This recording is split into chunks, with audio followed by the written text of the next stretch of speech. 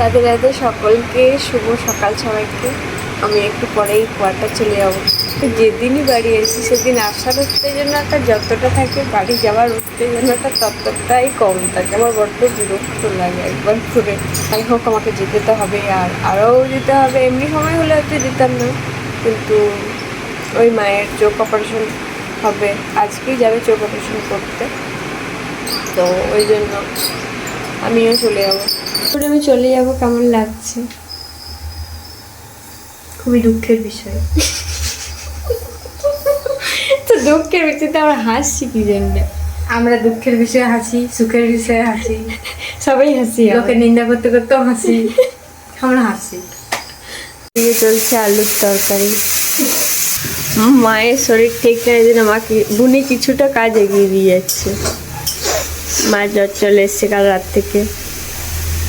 কিন্তু আমাদের মেয়েদের জীবন একদম অন্যরকম। মায়ের শরীর খারাপ, ঘরের যার শরীর খারাপই হোক, কিন্তু শ্বশুর ঘর তোমাকে যেতেই হবে। যে আমি এসে থেকে ঘর ঢুকেছি, আজকে বাইরেটা দেখছি। আবার বাইরে বেরোটাই হয়নি, দরকারও পড়েনি বাইরে বেরোবার। ঘরেই গল্প টল্প করে সবাই পেরিয়ে যাচ্ছিল।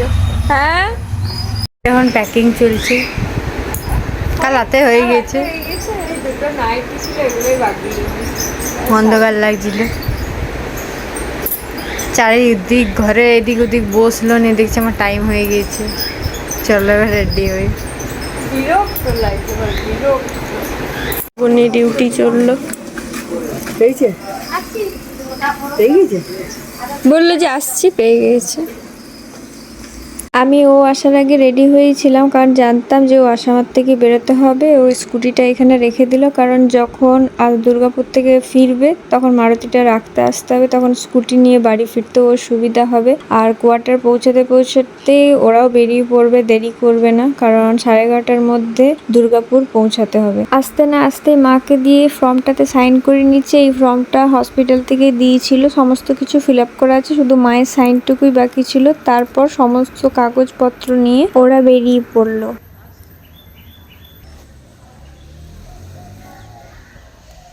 অবশেষে আমি একটু বসলাম, বাড়ির সমস্ত কাজ করে নিয়েছি। রান্না বান্না তো হয়েই গেছিলো, কারণ ওরা খাওয়া দাওয়া করে গেছে, কিন্তু ঘর দুয়ারের অবস্থা একদম ভালো ছিল না, যেগুলো চটপট করে পরিষ্কার করে নিয়েছি। এবার স্নান করে গোপালের সেবা করে নেবো, তারপর দেখি কি করা যায়।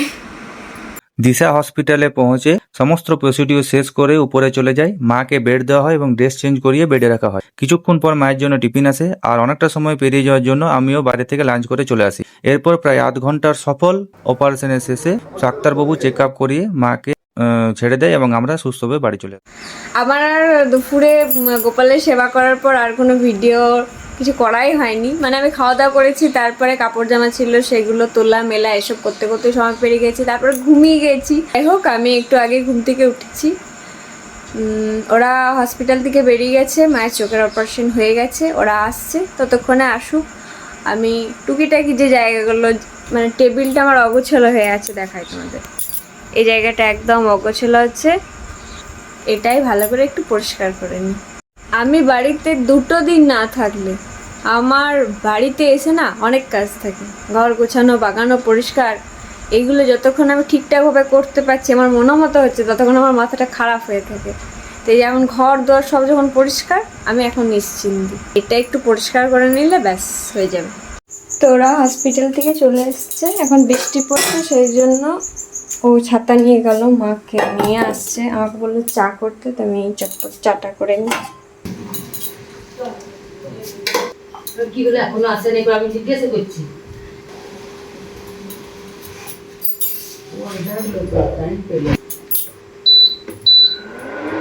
না না যাবো যাবো সন্ধ্যা।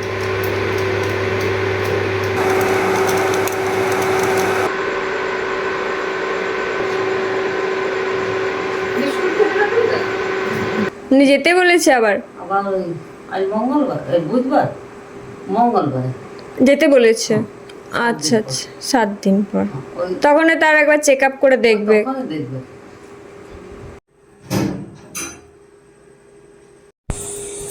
क्या हुआ?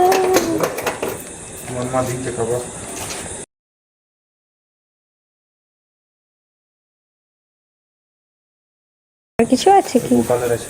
ও আচ্ছা, এটা তো গোপালের। এটা মা খাবার দিয়ে পাঠিয়ে দিয়েছে, আমি জানি কি আছে। নন্ডি থেকে কোয়ার্টারে আসার সময় বাজার থেকে নিরামিষ চাট এনেছি, চলো সেটা খেয়ে নিই। আজকে রাতে রান্না করতে হবে না, কারণ মা দিয়ে পাঠিয়েছে। যখন খাবো তখন দেখাবো কি দিয়ে পাঠিয়েছে। ফ্রাইড রাইস আর তরকারি। পনির,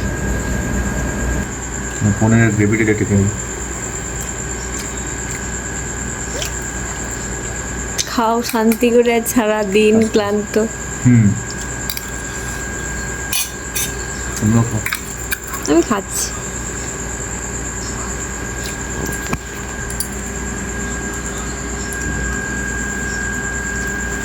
হুম